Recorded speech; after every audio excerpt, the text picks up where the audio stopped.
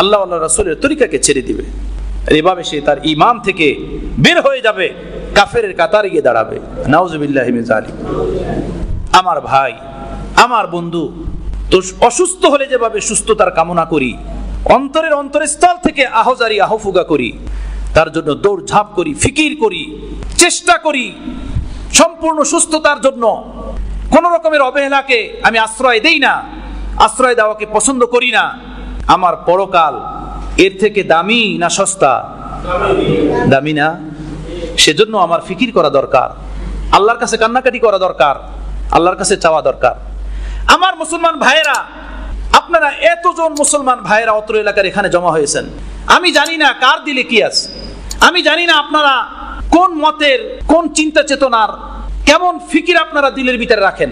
এটা আলিমুল গায়বি ওয়াস শাহাদা, আল্লাহ তাআলা সবচেয়ে ভালো জানেন আপনার অন্তরের খবরটা। বাকি এতটুকু সহি, আপনি কোরআনকে, আল্লাহকে, নবীকে, রাসূলকে, আখিরাতকে ভালোবাসেন, বিশ্বাস করেন, আমিও বিশ্বাস করি। আমি মুসলমান হওয়ার খাতিরে আমি আপনাকে বলি, এই হাদিস তো আপনি শুনছেন ওলামা বুজুর্গানে দ্বীনের জবান থেকে, এই উম্মতের 73 ফিরকা হবে। শুনছেন না আপনারা? এই উম্মতের কত ফিরকা হবে? 73 ফিরকা। 73 ফিরকার মধ্যে এক ফিরকা যাবে জান্নাতে কোন রকমের হিসাব কিতাব ছাড়া, ডাইরেক্ট সিধা জান্নাতে চলে যাবেন তারা, তাদের কোনো হিসাব কিতাব হবে না। বাকি যে 72 ফিরকা, এই 73 ফিরকার মধ্যে এক ফিরকা যারা যাবেন সিধা জান্নাতে, যাদের কোনো হিসাব কিতাব হবে না, তারা হবেন একদম মা আনা আলাইহি ওয়া আসহাবি। প্রিয় রাসূল বলেন, যার উপরে আমি এবং আমার সাহাবীরা ছিল, যে দলে, যে মতে আমি এবং আমার সাহাবীরা, তারাই হলো 73 ফিরকার মধ্যে ওই এক নম্বর ফিরকা, এক নম্বর দল, যাদেরকে জাহান্নামের আগুনে স্পর্শ করবে না, বিনা হিসাবে যারা সিধা জান্নাতে চলে যাবেন। বাকি যে 72 ফিরকা, আল্লাহ নবী বলেন এরা আমার দ্বীনে হানিফের উপরে না, আমি যে দ্বীন, আমি যে ইসলাম আমার সাহাবাদেরকে শিক্ষা দিছি, তারা তার উপরে না, এর উপরে না থাকার কারণে তারা জাহান্নামে যাবে, জাহান্নামের আগুনে স্পর্শ করবে। আমার মুসলমান ভাইয়েরা, সেই 72 ফিরকার কোন এক ফিরকায় আমি তো না। আমি কি হক ফিরকায় নাকি না হক ফিরকায়, আমি সেটা বুঝবো কিভাবে বলেন? আমাকে এটা দলিল দেন। এই জমিনের উপরে যত মানুষ আছে, যত ধর্ম বর্ণের লোক আছে, সকল মানুষ নিজের ধর্মকে, বর্ণকে, নিজের চিন্তা চেতনাকে হক ও ন্যায় মনে করে। শয়তান যে শয়তানি করে, এই শয়তান যে শয়তানি করে, সেটা ওর কাছে শয়তানি মনে হয় না, ওর কাছে এটা নুরানি কাজ মনে হয়, ওর কাছে এটা ভালো কাজ মনে হয়। মনে করে আমি এটা ঠিক করি। কোরআনে পাকের ভিতরে আল্লাহ এটা জায়গায় জায়গায় বলছেন, শয়তানের কুকর্ম শয়তানের সামনে এটা নুরানি মনে হয়, ভালো মনে হয়, সৎ মনে হয়, আরো এটা জুইমা করতে থাকে। আমি যে মুসলমান, আমি এমন তো না যে 72 ফিরকার কোন এক ফিরকায় আমি ঢুকে গেলাম যারা জাহান্নামে যাবে। আমি যে হকের উপরে আছি, এটার দলিলটা কি, এটার প্রমাণটা কি?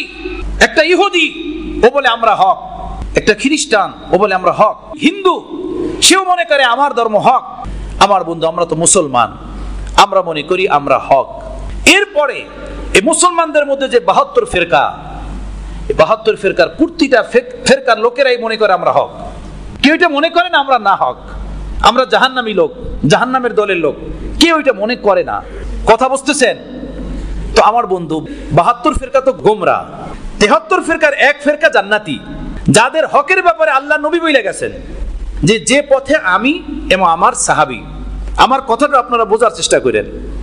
জান্নাতি পথ, জান্নাতি ফিরকা, জান্নাতি দল হলো ওই দল যে দলে আমি এবং আমার সাহাবীরা, আমি এবং আমার সাহাবীরা, এই দলটা হলো জান্নাতি দল। এছাড়া যে বাকি দলগুলো, সেগুলো সব জাহান্নামী দল, তারা জাহান্নামে যাবে। রাসূল পাক সাল্লাল্লাহু আলাইহি সাল্লাম দুনিয়া থেকে চলে গেছেন 1450 বছর হয়ে গেছে, 1446 হিজরি এখন চলতেছে। আমার ভাই মুহাদ্দিসিন, ওলামা, আউলিয়া, বুজুর্গানে দ্বীন, ওনারা বলেন 72 ফিরকার ভিতরে প্রায় সমস্ত ফিরকাই দুনিয়াতে এখন এটার ওজুদ এসে গেছে, এটার অস্তিত্ব খুঁজে পাওয়া গেছে। আমরা হয়তো জানিও না যে এতগুলো ফিরকা কি, এতগুলো দল কি। মুহাদ্দিসিনরা তাদের বড় বড় কিতাবের ভিতরে সেই দলগুলোর নাম এবং দলগুলোর শাখা প্রশাখা সব উল্লেখ করে গেছেন। আমি এই 73 ফিরকার ভিতরে ওই ফিরকায়, যে ফিরকাটা, যে দলটা জান্নাতে যাবে, নাকি 72 ফিরকার কোন এক ফিরকার ভিতরে, কোন এক দলের ভিতরে ঢোকার কারণে আমি জাহান্নামের দিকে আগাইতেছি। আমার নেতা, আমার গুরু, আমার চিন্তা চেতনা আমাকে জাহান্নামের দিকে তো নিয়ে যাইতেছে না। আমি যেটা বুঝছি বা সেই বুঝমতই শুধু চলতেছি, আমি যাকে অনুসরণ করতেছি তাকে অনুসরণ করেই চলতেছি। আমার এই গুরু, আমার এই লিডার, সে আসলেই কি জান্নাতি মানুষ? তাকে যদি অনুসরণ করে আমি চলি, তার পথে যদি আমি চলি, আমি আসলেই জান্নাতে যাব না জাহান্নামে যাব? আমার কি সেইটা ফিকির করা উচিত না? সেটা চিন্তা করার দরকার না? দুনিয়ার অসুস্থতার জন্য যদি এত ধৈর্য লাগে, এত চিন্তা লাগে, এত ফিকির লাগে, তো চিরস্থায়ী পরকালের জন্য এত বেফিকির কেন ভাই? বেফিকির কেন? এটা কোনো সস্তা জিনিস না, এটা সস্তা জিনিস না। সেজন্যই আল্লাহ পাক সূরা ফাতিহার ভিতরে সিরাতে মুস্তাকিমের জন্য প্রতি ওয়াক্ত না, প্রতি রাকাত নামাজের ভিতরে আল্লাহ পাক দোয়া শিখাইছেন। বলো ইহদিনাস সিরাতাল মুস্তাকিম, ইহদিনাস সিরাতাল মুস্তাকিম। ডেলি একবার না, শুধু এক ওয়াক্তের নামাজে না, প্রতি রাকাতের নামাজে দাঁড়ায়া বলো, আল্লাহ আপনি আমাকে সিরাতে মুস্তাকিম দেখান। এখন সিরাতে মুস্তাকিম আমি যেই দলের সেইটাকে আমি মনে করি সিরাতে মুস্তাকিম, আপনি যেই দলের সেইটাকে আপনি মনে করেন সিরাতে মুস্তাকিম, উনি যেই দলের উনি এটাকে মনে করে সিরাতে মুস্তাকিম। তাহলে সবগুলো কি সিরাতে মুস্তাকিম হইতে পারে ভাই? সিরাতে মুস্তাকিম তো একটা। কথা বুঝতেছেন আমার? সিরাতে মুস্তাকিম তো একটা, কিন্তু আমি আমার দলকে মনে করি সিরাতে মুস্তাকিম, আপনি আপনার মতকে মনে করেন সিরাতে মুস্তাকিম, এর পার্টিকে মনে করে সিরাতে মুস্তাকিম, এর চিন্তা চেতনাকে মনে করে সিরাতে মুস্তাকিম। সিরাতে মুস্তাকিম তো এতগুলো রাস্তা না, সিরাতে মুস্তাকিমের রাস্তা তো একটা একটা। তাহলে আমরা পাঁচ দলের মানুষ, পাঁচজন যে নিজের দলকে সিরাতে মুস্তাকিমের পথ মনে করি, এখন আমরা কি করব? আমাকে উত্তর দেন, কি করবেন? এখন আমাদের কি করার? শোনেন, এই ভারতবর্ষের এক মহান ব্যক্তি ছিলেন, অনেক বড় আলেমে দ্বীন ছিলেন, ফকি ছিলেন, ওলিয়ে কামেল ছিলেন, মুজাদ্দিদ ছিলেন। নাম তার হযরত মাওলানা শাহ আশরাফ আলী থানভী রহমতুল্লাহ আলাইহি। অসংখ্য ওনার লেখা কিতাব বাজারে পাওয়া যায়। মাওলানা আশরাফ আলী থানভী নামে, মুজাদ্দিদে জামানা নামে অনেক কিতাব ওনার লেখা আছে। এই লোকটার কাছে এক ব্যক্তি আসলো, এক যুবক আসলো। যুবকটা হলো হিন্দু। সেই যুবকটা এসে হযরত মাওলানা আশরাফ আলী থানভী রহমতুল্লাহকে বললেন, হুজুর, আমি হিন্দু ধর্মের মানুষ, আমার ধর্মের গুরুরা, পণ্ডিতরা, তারা গীতা পাঠ কইরা বলে আমাদের ধর্ম দুনিয়ার মধ্যে সবচেয়ে সত্য ধর্ম। খ্রিস্টান ইনজিল পড়ে বলে আমাদের ধর্ম সত্য ধর্ম। ইহুদি তাওরাত পড়ে বলে আমার ধর্ম সত্য ধর্ম। মুসলমান কোরআন পড়ে, মুসলমান বলে যে আমার ধর্ম সত্য ধর্ম। সবাই নিজের ধর্মগ্রন্থ থেকে দলিল পেশ করে। আপনি আমাকে বলেন কোন ধর্ম সত্য, তবে এই যে বলবেন এবং দলিল দিবেন, কোনো কিতাব থেকে দিতে পারবেন না। আমি কোনো কিতাবের, কোনো গ্রন্থের দলিল মানব না, কারণ কিতাব ও গ্রন্থ সবার কাছে আছে। মুসলমানের কাছে কোরআন, হিন্দুদের কাছে গীতা, খ্রিস্টানদের কাছে ইনজিল, ইহুদিদের কাছে তাওরাত।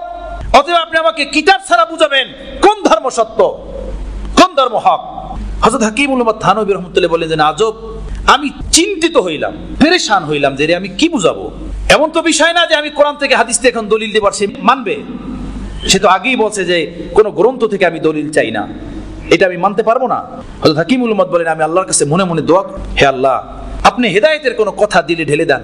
এই যুবক ছেলেটাকে আমি বলি যেটা ওর জন্য পরকালের রাস্তা সুন্দর হয়ে যায়। হযরত হাকিমুল উম্মাত বলেন, সাথে সাথে আমার দিলে আসলো, আশরাফ আলী, এই হিন্দু যুবকটাকে তুমি বলো যে যাও অমুক জায়গায় যে খোলা ময়দান আছে, বিশাল বড় ময়দান, শুধু গাছপালা আর ধুলাবালু আর মরু, চিনো তো? সেখানে গিয়ে তুমি শুধু দোয়া করো, হে আসমানের মালিক, হে জমিনের মালিক, হে গাছপালা তরুলতার মালিক, চন্দ্র সূর্যের মালিক, পাহাড় পর্বত নক্ষত্র রাজির মালিক, সমুদ্রের মালিক, এই জাহানের বিন্দু বিন্দুর মালিক, তোমার কাছে যে ধর্ম সত্য সেই ধর্মের দিকে তুমি আমাকে ধাবিত করো। আমার দিলের ভিতরে সেই ধর্মের সত্যতা তুমি ঢেলে দাও। তুমি বলে দাও এই ছেলেটাকে দোয়া করার জন্য। যাও। হযরত হাকিমুল উম্মাত থানভী রাহমাতুল্লাহ আলাইহি, আমার বন্ধু, আল্লাহ পাকের রাসূল সাল্লাল্লাহু আলাইহি সাল্লাম বলেন, মান ইউরিদিল্লাহু বি খায়রান ইউফাক্কিহু ফিদ্দীন ওয়া ইউলহিমহু রুশদা। আল্লাহ যে মানুষের জন্য ভালো চান, মঙ্গল চান, তাকে আল্লাহ পাক দ্বীনের গভীর বুঝ দান করেন। আল্লাহ পাক তাকে দ্বীনের গভীরতা দান করেন, গভীর জ্ঞান দান করেন। ওয়া ইউলহিমহু রুশদা, এবং হেদায়েতের কথা আল্লাহ তার দিলের ভিতর ঢেলে দেন। এমন কথা তার দিলের ভিতর ঢেলে দেন যে কথার দ্বারা মানুষের হেদায়েত হয়ে যায়, মানুষ সঠিক রাস্তা খুঁজে পান। এমন কথা আল্লাহ তার অন্তরের ভিতরে ঢেলে দেন, ওয়ুল হিমহু রুশদ